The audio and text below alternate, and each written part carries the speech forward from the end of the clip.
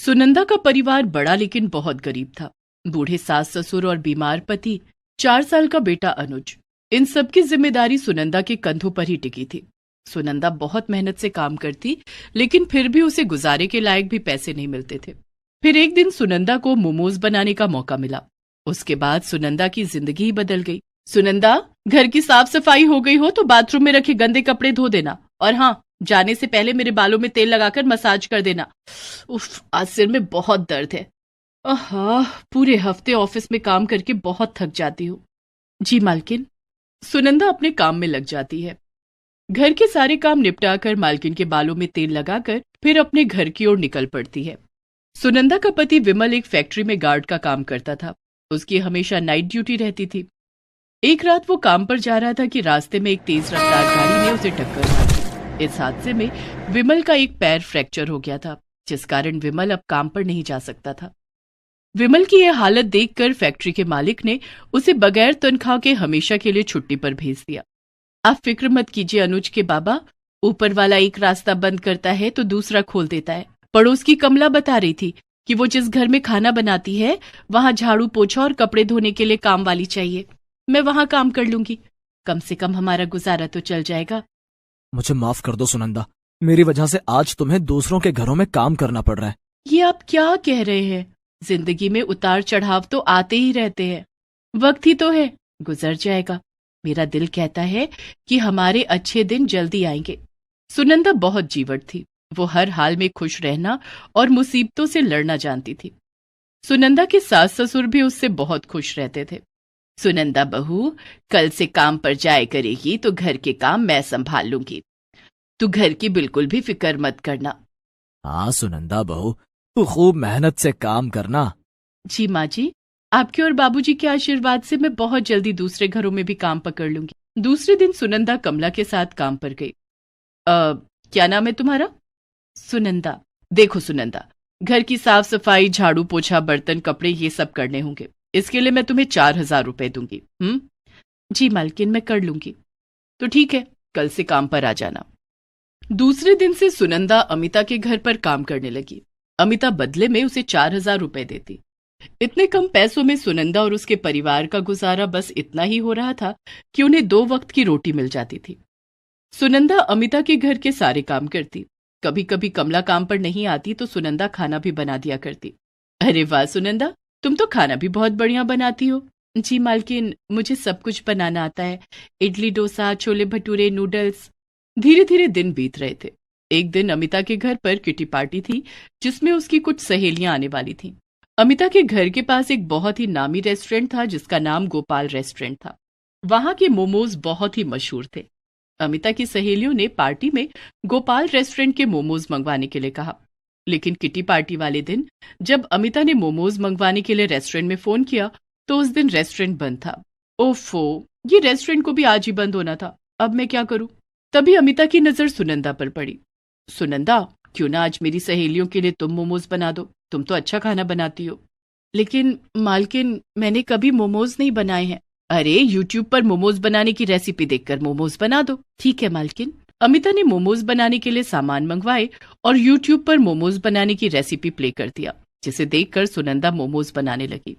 इसी तरह सुनंदा ने वेज मोमोज, पनीर मोमोज, फ्राई मोमोज बनाकर तैयार कर लिए। जब किटी पार्टी शुरू हुई और अमिता की सहेलियों ने मोमोज खाना शुरू किया, यम्मी, कितने टेस्टी मोमोज है। गोपाल रेस्टोरेंट के मोमोज का कोई जवाब नहीं। ये मोमोज गोपाल रेस्टोरेंट के नहीं है, फिर कहां से मंगवाए हैं? मंगवाए नहीं है, ये मोमोज सुनंदा ने बनाए हैं। अच्छा, बड़े टेस्टी मोमोज बनाए हैं यार। ऐसा लग रहा है जैसे किसी महंगे रेस्टोरेंट से मंगवाए हो। हाँ यार, कमाल के मोमोज हैं। अमिता की सारी सहेलियां मोमोज की बहुत तारीफ करने लगी और मांग मांग कर मोमोज खाने लगी, यहाँ तक कि मोमोज कम पड़ गए। उस दिन घर आकर सुनंदा ने ये बात सबको बताई। हमें तो पहले से ही पता था कि तू बहुत हुनरमंद है, जो भी काम करती है उसमें जान डाल देती है। तूने बहुत मेहनत और लगन से मोमोज बनाए होंगे, इसलिए तेरे हाथों से बने मोमोज इतने स्वादिष्ट बने थे। हाँ सुनंदा बहू, कभी हमें भी अपने हाथ के बने मोमोज खिलाओ। हाँ बाबूजी, मैं कल ही आप सबके लिए मोमोज बना दूंगी। दूसरे दिन सुनंदा ने अपने घर में मोमोज बनाए और सबको खिलाए। मम्मी, और मोमोज दो ना, ये मोमोज तो बहुत अच्छे हैं, इन्हें खाने में बड़ा मजा आ रहा है। हाँ सुनंदा, ऐसा लग रहा है जैसे किसी बड़े शेफ ने ये मोमोज बनाए हों। मैं तो कहती हूँ ये दूसरों के घरों का काम छोड़कर तू मोमोज बनाकर बेचना शुरू कर दे। लेकिन मोमोज बनाने के लिए ढेर सारी सामग्री खरीदनी होगी, उसके लिए पैसे कहाँ से आएंगे? अब मैंने कुछ पैसे बचा कर रखे हैं, उन्हीं पैसों से मोमोज बनाने का काम शुरू करूंगी। सुनंदा ने अपने जोड़े हुए पैसे निकाल कर देखे तो वो सिर्फ 2,000 ही थे, जिसे देखकर वो उदास हो गई। लेकिन तभी उसके ससुर जोगेश ने कहा, सुनंदा बहू, इसमें उदास होने की क्या जरूरत है? किसी काम की शुरुआत कम पैसों से ही की जाती है। आप ठीक कह रहे बाबूजी, मैं इस काम की शुरुआत 2,000 रुपए से ही करूंगी। दूसरे दिन से सुनंदा ने अमिता के घर का काम छोड़ दिया। वो 2,000 रुपए लेकर बाजार गई और मोमोज और चटनी बनाने के लिए सामान खरीदने लगी। सुनंदा की नजर बाजार में बिक रही टोकरियों पर पड़ी। मैं अपने मोमोज टोकरी में रखकर और घूम घूम कर बेचूंगी। सुनंदा ने मोमोज बनाने के सामान के साथ साथ एक टोकरी भी खरीदी और घर आ गई। दिन भर खूब मेहनत करके सुनंदा ने मोमोज बनाए। शाम को सुनंदा अपने सिर पर मोमोज और चटनी से भरी टोकरी लेकर उसे बेचने निकली। वो गली मोहल्लों में घूम घूम कर मोमोज बेचने लगी। शाम का वक्त था। लोगों को उनके घर के पास बैठे बिठाए शाम के स्नैक्स के रूप में मोमोज मिल रहे थे। लोगों ने सुनंदा से उसके मोमोज खरीदने शुरू कर दिए। मुझे 1 प्लेट पनीर मोमोज और सफेद वाली चटनी दे दो। ये लीजिए मैडम। कितने पैसे हुए? 20 रुपए मैडम। धीरे धीरे सुनंदा के पास लोगों की भीड़ लगने लगी। लोग सुनंदा से उसके मोमोज खरीदकर खाने लगे। लोगों को सुनंदा के हाथ के बने मोमोज बहुत पसंद आ रहे थे। अरे वाह, बड़े स्वादिष्ट मोमोज हैं। ऐसा लग रहा है जैसे किसी बड़े रेस्टोरेंट में बने हैं या किसी शेफ ने बनाए हैं। शेफ ने नहीं बनाए हैं साहब, ये मोमोज मैंने बनाए हैं। बहुत ही लाजवाब मोमोज हैं। सुनंदा के पास लोगों की भीड़ लग गई। सब उसके मोमोज खरीदने के लिए टूट पड़े। मेरे लिए 2 प्लेट वेज मोमोज पैक कर दो। मुझे भी 1 प्लेट वेज मोमोज चाहिए। मुझे 1 प्लेट वेज फ्राई मोमोज चाहिए। हाँ हाँ, सबको मोमोज मिलेगा। सुनंदा एक एक करके सबको मोमोज देने लगी और देखते ही देखते उसके सारे मोमोज बिक गए। उस दिन सुनंदा ने खूब पैसे कमाए। वो खुशी खुशी घर गई और सबको सारी बातें बताई। मुझे तो पहले से पता था कि तुम्हारे मोमोज लोगों को बहुत पसंद आएंगे। हाँ अनुज के बाबा, मैं खूब मेहनत करूंगी और कल आज से भी ज्यादा मोमोज बनाऊंगी। सुनंदा बहू, तुम थक गई होगी, चलो अब हम खाना खाकर सो जाते हैं। सभी लोग खाना खाकर सो गए। दूसरे दिन सुनंदा ने बाजार जाकर मोमोज बनाने का ढेर सारा सामान खरीदा। घर आकर वो फिर से मोमोज बनाने में जुट गई। आज सुनंदा ने पहले से भी ज्यादा मोमोज बनाए। शाम को जब सुनंदा मोमोज लेकर बेचने निकली तो गली मोहल्ले के लोग उसका इंतजार कर रहे थे। सुनंदा के आते ही लोग उसके मोमोज खरीदने लगे। मुझे वेज मोमोज चाहिए। मुझे फ्राई मोमोज चाहिए। मुझे पनीर मोमोज चाहिए। मुझे फ्राई मोमोज चाहिए। मुझे पनीर मोमोज चाहिए। सुनंदा ने सबको उनकी मनपसंद मोमोज और चटनी दी। देखते ही देखते उसके सारे मोमोज बिक गए। आज भी सुनंदा की खूब कमाई हुई।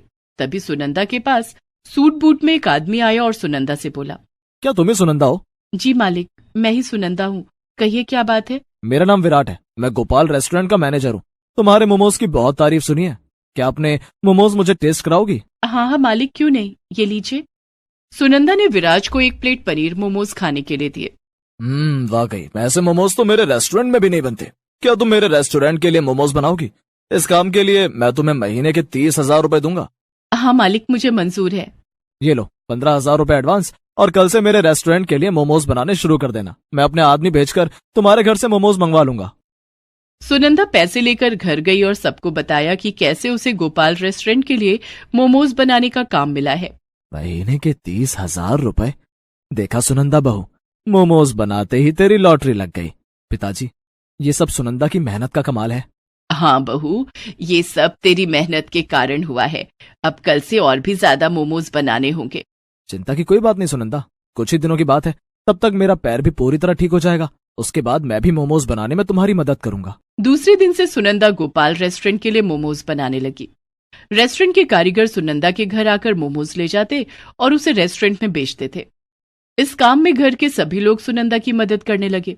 कुछ दिनों के बाद विमल का पैर भी ठीक हो गया और वो भी मोमोज बनाने में सुनंदा की मदद करने लगा। धीरे धीरे करके सुनंदा ने काफी पैसे जोड़ लिए। एक दिन, अनुज के बाबा, मैं सोच रही थी क्यों ना मोमोज की अपनी दुकान खोल लूं। मैं मोमोज बनाऊंगी और आप मोमोज बेचना। ये तो तुमने बहुत अच्छी बात सोची है सुनंदा। हम मोमोज की अपनी एक दुकान खोल लेंगे। जल्दी ही सुनंदा ने मोमोज की अपनी एक दुकान खोल ली, जहां कई वैरायटी के मोमोज मिलने लगे। धीरे धीरे सुनंदा के मोमोज पूरे शहर में मशहूर हो गए। लोग सुनंदा की दुकान पर उसके बनाए हुए मोमोज खाने के लिए आने लगे। सुनंदा की कमाई पहले से भी ज्यादा बढ़ गई। अब उसकी और उसके परिवार की गरीबी भी दूर हो गई थी।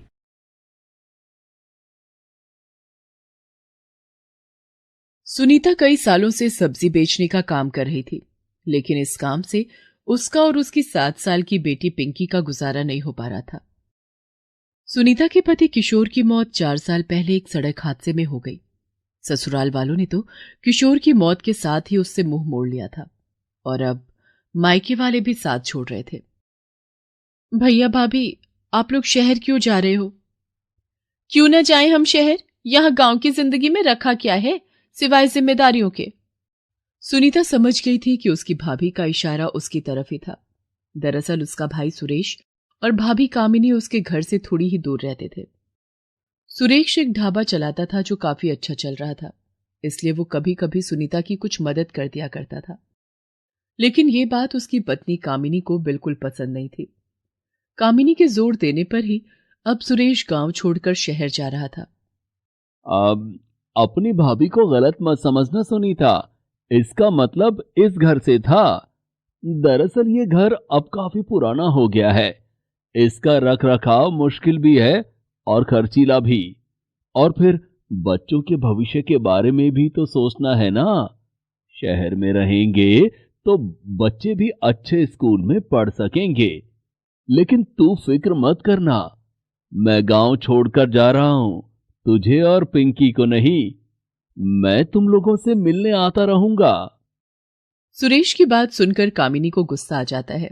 वो एक बार फिर सुनीता को सुनाते हुए कहती है, हाँ हाँ, सबका ठेका तो तुम्ही ने लेकर रखा है ना। इतना कहकर कामिनी वहां से चली जाती है। सुनीता अपनी आंखों को पोंछते हुए सुरेश से कहती है, कोई बात नहीं भैया, आप हमारी फिक्र मत करना। भाभी और बच्चों का ख्याल रखना और खूब तरक्की करना।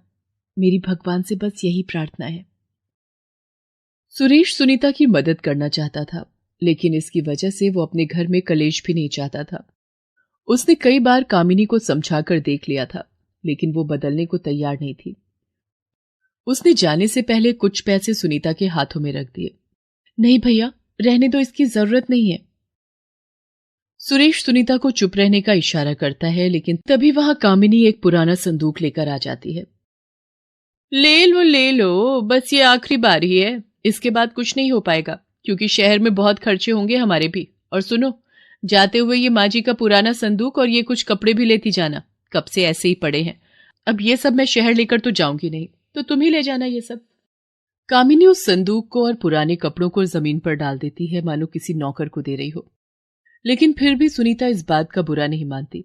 वो फौरन जाकर अपनी माँ के कपड़ों को उठा लेती है और रोते हुए कहती है, हाँ भाभी, ये सब मेरे बहुत काम के हैं। इन्हें छूकर ऐसा लगेगा जैसे माँ मेरे साथ है। सुनीता की बात सुनकर कामिनी हंसती हुई वहां से चली जाती है। फिर सुनीता वो सारा सामान और सुरेश के दिए हुए पैसे लेकर वापस अपने घर आ जाती है। तब उसकी बेटी पिंकी उससे कहती है, माँ, ये नानी का संदूक है क्या? इसे खोलो ना, मुझे देखना है कि इसमें क्या है। हो सकता है मेरे लिए कोई खिलौना ही मिल जाए। सुनीता मुस्कुराकर पिंकी के सिर पर हाथ फेरती है और फिर दोनों मिलकर उस संदूक को खोलते हैं। उस संदूक के अंदर काफी कुछ था, लेकिन सब पर बहुत धूल चढ़ी हुई थी। सुनीता एक एक करके सारा सामान बाहर निकालकर उसे साफ करने लगती है। तभी अचानक उसके हाथ अपनी माँ की पुरानी डायरी लगती है। अरे, ये तो माँ की डायरी है। मुझे याद है, इसमें तो माँ ने सब कुछ लिखा था। नानी ने क्या लिखा था इसमें? माँ, मुझे भी दिखाओ ना। बेटा, मेरे बाबा यानी तुम्हारे नाना जी का इस गांव में बहुत बड़ा ढाबा था। माँ और बाबा मिलकर उसे चलाते थे। अच्छा, और अब मामा जी उसे चलाते हैं? अब मेरा मतलब है चलाते थे। अब तो वो शहर जा रहे हैं ना? हाँ बेटा, तुम्हें पता है तुम्हारी नानी बहुत ही बढ़िया पाव भाजी बनाती थी। मुझे आज भी याद है, जब भी वो पाव भाजी बनाती थी, सारा गांव उसकी खुशबू से खींचा चला आता था। माँ अपनी पाव भाजी को नए नए तरीकों से बनाती थी और फिर सब कुछ अपनी इस डायरी में लिख कर रख लेती थी। अच्छा, तो माँ, तुमने नानी से क्यों नहीं सीखा पाव भाजी बनाना? पिंकी की बात सुनकर सुनीता उदास हो जाती है। दरअसल सुनीता को बचपन में खाना बनाने का बिल्कुल भी शौक नहीं था। उसकी माँ जब उसे मदद के लिए बुलाती, वो कोई ना कोई बहाना बनाकर वहां से गायब हो जाती। अरे ओ सुनीता, कब से बुला रही हूं, आती क्यों नहीं? आ जरा, ये भाजी का मसाला पीस दे जरा, तब तक मैं पाव देख लेती हूँ। नहीं माँ, मुझे मुझे तो बाहर खेलने जाना है, मैं जा रही हूँ। हे भगवान, कैसी लड़की है! कितनी कोशिश करती हूं कि थोड़ा बहुत काम सीख ले, लेकिन इसका तो मन ही नहीं लगता। चलो कोई बात नहीं, इस डायरी में सब कुछ लिखा तो है मैंने, जब बड़ी हो जाएगी तो खुद ब खुद सीख लेगी। क्या हुआ माँ, कुछ तो बोलो। हाँ, मैं अब बनाऊंगी बेटा, पाव भाजी बनाऊंगी मैं, बिल्कुल अपनी माँ जैसी। पिंकी, तुम करोगी ना मेरी मदद? हाँ माँ, बिल्कुल करूंगी। सुनीता सबसे पहले अपनी माँ की डायरी खोलकर उसे खूब अच्छे से पढ़ती है और फिर सुरेश के दिए पैसों से पाव भाजी बनाने का सारा सामान खरीद कर लाती है। वो डायरी से पढ़कर ठीक उसी तरह सब कुछ बनाती है जैसे उसकी माँ बनाया करती थी। उसने कुछ बाजार से बना बनाया नहीं खरीदा, बल्कि सारे मसालों को सुखाकर खुद अपने हाथों से पीस कर तैयार किया। पाव भी खुद बनाए और सब्जियां भी बिल्कुल ताजी इस्तेमाल की। फिर शाम को उसने अपने ठेले पर सब्जियों की जगह पाव भाजी बेचना शुरू कर दिया। पिंकी भी इस काम में उसकी पूरी मदद कर रही थी। अरे सुनीता, ये पाव भाजी बेचना कब से शुरू किया? बस आज से ही चाची। पता है चाची, मैंने पाव भाजी बिल्कुल वैसे ही बनाई है जैसे माँ बनाती थी। अरे वाह, भाभी के हाथ की पाव भाजी तो यहाँ सबको बड़ी याद आती है। ला, मैं भी खाकर देखूं, तेरे हाथों में भाभी वाला स्वाद है भी या नहीं। सुनीता फौरन एक प्लेट पाव भाजी लगाकर अपनी पड़ोसन सरला को दे देती है। सरला उसे खाते हुए कुछ नहीं कहती। फिर उसके बाद, कुछ तो कहो चाची, माँ जैसी बनी है या नहीं? रुक जा, पहले खत्म तो कर लूं। भाई मजा आ गया सच में सुनीता, तूने बिल्कुल भाभी जैसी पाव भाजी बनाई है। सालों पुराना स्वाद फिर से आ गया। वाह, तुझे तो ये काम पहले ही कर लेना चाहिए था, फालतू में वो सब्जी बेचने के चक्कर में पड़ी थी। चल ऐसा कर, 4-5, तू ऐसा कर पूरी 6 प्लेट पैक कर दे, घर में सबकी तबीयत खुश हो जाएगी तेरी पाव भाजी खाकर। सरला से अपनी पाव भाजी की इतनी तारीफ सुनकर सुनीता बहुत खुश हो जाती है और फटाफट उसे पाव भाजी पैक करके दे देती है। धीरे धीरे सुनीता के पास और भी ग्राहक आने लगे और सिर्फ 2 घंटों के अंदर ही सुनीता की सारी पाव भाजी बिक गई। माँ, ये तो कमाल हो गया। जब हम सब्जी बेचते थे तो हफ्ते भर में भी ठेला खाली नहीं होता था, और अब देखो 2 घंटों में ही सब कुछ खत्म हो गया। हाँ पिंकी, ये सब मेरी माँ का कमाल है। चलो अंदर चलते हैं और कल के लिए तैयारियां करते हैं। सुनीता और पिंकी मिलकर पाव भाजी बनाने लगे और धीरे धीरे सारा गांव उनका ग्राहक बन गया। शाम होते ही उसके ठेले पर भीड़ लगनी शुरू हो जाती है और कुछ ही घंटों में सब कुछ बिक जाता था। ऐसे ही कुछ साल बीत गए। अब सुनीता को किसी बात की चिंता नहीं थी। सुनीता के ठेले की जगह अब गांव में एक बड़ी पाव भाजी की दुकान थी, जैसे कभी उसके माता पिता की हुआ करती थी। इतना सब होने के बाद भी सुनीता ने मेहनत करना नहीं छोड़ा, बल्कि अब वो वक्त के साथ अपनी पाव भाजी में कई बदलाव भी करने लगी थी, जिन्हें भी लोग खूब पसंद कर रहे थे। अरे वाह आंटी, आपकी भाजी में तो बिल्कुल पिज्जा जैसा स्वाद आ रहा है। ऐसा कैसे किया आपने? मैंने अपनी भाजी में चीज भी डाला है। पिछली बार तुमने कहा था ना कि तुम्हें और तुम्हारे दोस्तों को पिज्जा बहुत पसंद है, बस इसीलिए। अरे वाह आंटी, मैं अभी जाके अपने सारे दोस्तों को बुला कर लाता हूँ। वो सब भी आपकी पाव भाजी खाकर बहुत खुश हो जाएंगे। इसी तरह सुनीता दिन दूनी रात चौगुनी तरक्की करने लगी। यहां तक कि अब तो उसका इतना नाम हो गया था कि उसे शहर की पार्टियों के लिए भी ऑर्डर मिलने लगे थे। हाँ, ये ठीक है। तुम ऐसा करो, जाकर सारी सब्जियां उठा लाओ, तब तक मैं भाजी बनाना शुरू करती हूँ। अरे भाभी, आप कहाँ परेशान होगी, हम सब मिलकर कर लेंगे सब कुछ। आप आराम कीजिए। नहीं बिरजू भैया, बनाऊंगी तो मैं खुद ही, जैसे हमेशा मेरी माँ बनाती थी। आप मेरी मदद कर रहे हैं, यही काफी है। सुनीता शहर में हो रही एक बड़ी पार्टी के लिए पाव भाजी बना रही थी। उस पार्टी में सुरेश और कामिनी भी आए हुए थे। सुरेश ने जैसे ही सुनीता के हाथों की बनी पाव भाजी चखी तो वो उस स्वाद को तुरंत पहचान गया। राकेश, ये पाव भाजी किसने बनाई है? मुझे अभी मिलना है उससे। अरे बड़ी मशहूर कैटरर है, पास के ही गांव में रहती है, लेकिन फिर भी उसके ऑर्डर की बुकिंग बड़ी मुश्किल से मिलती है। अच्छा, फिर तो बंटी के बर्थडे के लिए अभी से इस कैटरर को बुक कर लेते हैं। जल्दी चलिए जी। सुरेश का दोस्त उसे और कामिनी को लेकर सुनीता के पास जाता है। वहां सुनीता को पाव भाजी बनाते देखकर सुरेश और कामिनी दोनों चौंक जाते हैं। सुनीता, मेरी बहन, तभी मैं सोचूं कि माँ के हाथों का स्वाद यहाँ किसके हाथों में आ गया। मुझे माफ कर दे मेरी बहन, मैं तुझे वहां गांव में बेसहारा छोड़कर आ गया। सच में बहुत बड़ी गलती हो गई मुझसे। माँ मुझे कभी माफ नहीं करेंगी। नहीं भैया, अगर मैं अकेली नहीं पढ़ती तो माँ का साथ मुझे कैसे मिलता। ये देखिए, ये माँ की डायरी है, मुझे माँ के संदूक से मिली, इसी के सहारे मैंने ये काम शुरू किया। सुरेश के साथ साथ कामिनी भी शर्मिंदा थी। दूसरी तरफ सुनीता आत्मविश्वास से भरी हुई थी, क्योंकि अब वो गांव की बेसहारा गरीब सुनीता नहीं थी, बल्कि मशहूर केटर्स की मालकिन सुनीता मैडम बन गई थी। Please subscribe this channel. Please subscribe this channel.